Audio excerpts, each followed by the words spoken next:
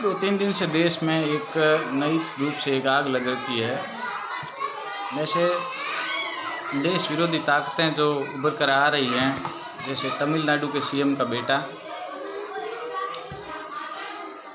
उदयनिधि स्टालिन, उनके पीछे मतलब सारी टीम खड़ी है उनकी। चाहे हिंदू विरोधी या सनातन विरोधी की बात करें तो इनके पीछे बहुत बड़े बड़े लोगों के बयान आ रहे हैं। जैसे कांग्रेस का अध्यक्ष है, कांग्रेस का माननीय नेता है मल्लिकार्जुन खड़गे, उसके बेटे का भी यही बयान आया।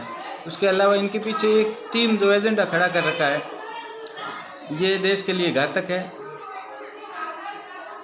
ऐसे लोगों को फांसी की सज़ा होनी चाहिए। सनातन की वजह से जो इस देश में ये पल रहे हैं, इनको थोड़े सोचने की ज़रूरत है।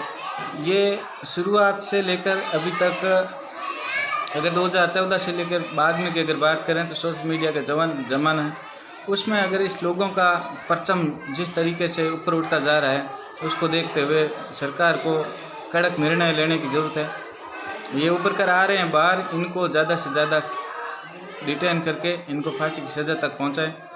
भारत के संविधान के खिलाफ अगर ये बात कर रहे हैं या संविधान में अगर जो चीज़ें हैं उनके, अगर इनका तमाम लोगों का एजेंडा है कि मोदी को हराना है, मोदी को लेकर ये हर जगह हर सब्जेक्ट में ये चर्चा में रहते हैं। किसी भी काम को लेकर, चाहे देश का चाहे अच्छे से अच्छा काम हुआ, इनको ये पसंद नहीं आता है।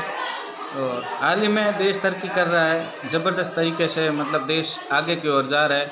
उसके साथ साथ ये लोग पीछे ले जाने की जो कर रहे हैं, सबसे ज़्यादा लोड पड़ रहा है इनमें जो गरीब पिछड़ी जाति के लोग हैं, उनको ये किराए पर लाकर हाँ में हाँ मिलाना।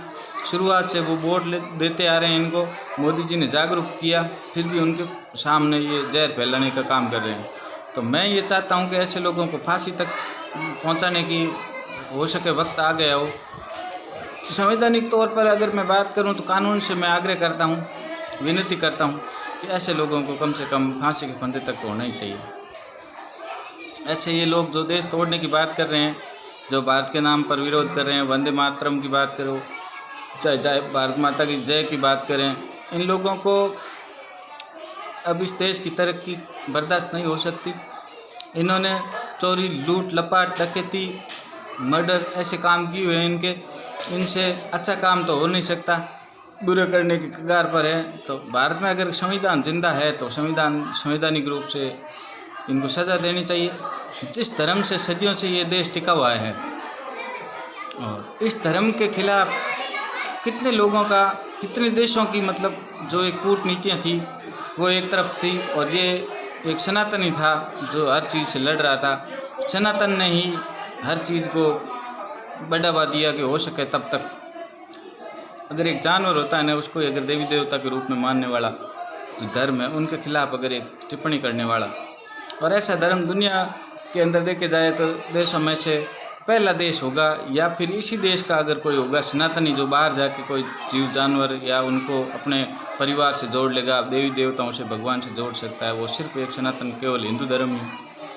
और उस पर अगर ऐसी टिप्पणी अगर उठती है तो दिल दहला उठता है।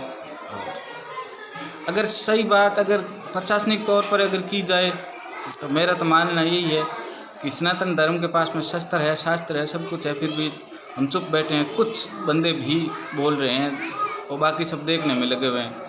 तो कुछ बोलने वाले यही सोच रहे होंगे कि तब जब तक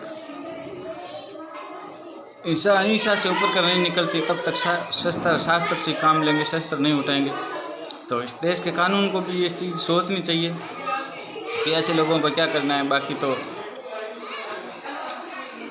होने को तो कुछ भी हो सकता है।